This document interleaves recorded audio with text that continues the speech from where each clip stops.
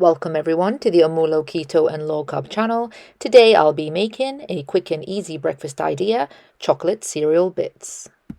And straight into the ingredients. Using a hot frying pan, we will need 2 cups of coconut flour with a dash of salt. And this is the type of organic coconut defatted flour I use. And place the coconut flour straight into the hot frying pan.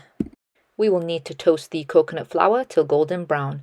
This method will ensure to remove all taste as well as smell of the coconut flour. Please note we will need to keep a careful eye on the flour as it will brown quite quickly. In the meantime, I have also prepared 1 cup of browned butter. When the coconut flour has started to change color, we will now need to add a half a cup of your preferred keto sweetener and mix in. When fully toasted, now we can turn the heat off and add 1 tablespoon of pure cacao powder, a dash of cinnamon, and mix in. For that yummy chocolatey flavor, we will need to add a 1/4 cup of sugar-free chocolate chips. As the mixture is still quite warm, it will melt when mixed in. When the chocolate chips have fully melted, now we will need to use the browned butter, starting with a couple of tablespoons and mix in the mixture. We will need to slowly keep adding the browned butter and mixing till we achieve a consistency of the mixture where it can be molded into shape.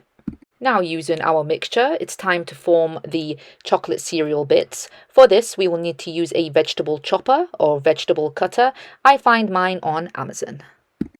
Now taking some of the mixture, carefully place onto the blades of the vegetable cutter whilst patting down the mixture and applying some gentle pressure. Now we can close the lid and press down, and now we have our chocolate cereal bits. Before serving, we will need the chocolate bits to fully dry out. You can initially put them in a fridge or leave them out if in a cold climate to fully dry out before serving and storing in a metal tin.